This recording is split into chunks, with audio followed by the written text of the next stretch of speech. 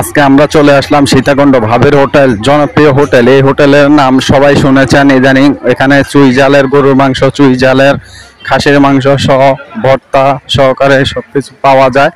তবে এখানে আসলে অবশ্যই আপনারা মাছ পাবেন না।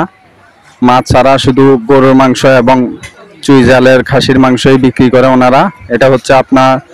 এটা হচ্ছে লোকেশনটা আমি বলে দিচ্ছি। লোকেশনটা হচ্ছে ঢাকা চট্টগ্রাম মহাসড়কের সীতাকুণ্ডর একটু পশ্চিম পাশে, একটু উত্তর দিকে পশ্চিম পাশে।